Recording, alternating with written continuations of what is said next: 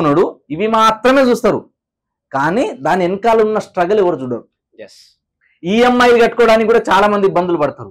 ఎట్లా ఇబ్బందులు పడతారు అన్నది వాళ్ళకే తెలవాలి.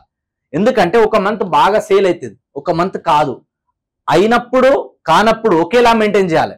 కొందరు ఉంటారు డబ్బు లేక లేక ఎప్పుడు ఒక 50,000 నెల ఇన్కమ్ ₹1,00,000 చూసిన వాళ్ళు సడన్ గా రియల్ ఎస్టేట్ లో ఒక్కొక్కసారి మీరు అన్నట్టుగా లక్కులు వస్తాయి, 10 లక్షలు 20 లక్షలు వస్తాయి. నా కెరియర్ లో నేను అలాంటి వేల మందిని చూసిన. వచ్చిన 1 మంత్ కి 2 మంత్స్ కే 50 లక్షలు, ₹1,00,000, 2 కోట్లు, 3 కోట్లు, 10 కోట్లు సంపాదించిన వాళ్ళని కూడా రియల్ ఎస్టేట్ లో నేను చూసిన. లక్ అది, ఏం తెలియదు రియల్ ఎస్టేట్ లో, వాళ్ళకి గజము ఫీట్ కూడా తెలియదు. అలాంటి వాళ్ళు కూడా వచ్చి 1-2 మంత్స్ లోనే 10 కోట్లు సంపాదించిన వాళ్ళు కూడా నాకు తెలుసు. అది లక్. అండ్ అది అందరికి అవుతుందా అంటే కాదు. అండ్ కొందరికి ఏంటంటే ఇది లక్ అనిపిస్తుంది కదా, అది అందరికి అన్నిసార్లు అది లక్ అని కూడా అనలేము మనం.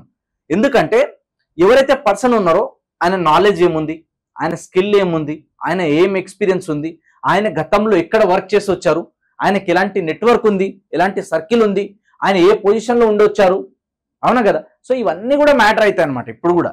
సో అవన్నీ బేస్ చేసుకొని రియల్ ఎస్టేట్ లో గ్రోత్ ఉంటుంది. అండ్ మనం ఇప్పుడు వచ్చినా కూడా కొత్తగా వచ్చినప్పుడు 3 to 6 months 1 year ఒక్కొక్కసారి బిజినెస్ కాదు, అప్పుడు ఇప్పుడు అమాసపునానికి ప్రాపర్టీ సేల్ అవుతుంది, అప్పుడు ఇప్పుడు ఇంత కొంత ఇన్కమ్ వస్తుంది.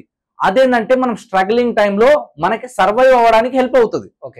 సో అది వచ్చిన తర్వాత ఆ అమౌంట్ కూడా ఏంటంటే జాగ్రత్తగా దాచిపెట్టుకొని మనం ఏం చేయాలంటే రెగ్యులర్ గా మన మీద మనం ఖర్చు పెట్టుకొని మన నాలెడ్జ్ ని, మన స్కిల్స్ ని, మన టాలెంట్ ని మనం ఇంప్రూవ్ చేసుకొని మనలో ఉన్న ఒక కొత్త రూపాన్ని బయట ఎన్హాన్స్ చేసి మనల్ని మనం అప్గ్రేడ్ చేస్తూ ముందుకెళ్ళాలి. అప్పుడు మాత్రమే సక్సెస్ అవుతాం.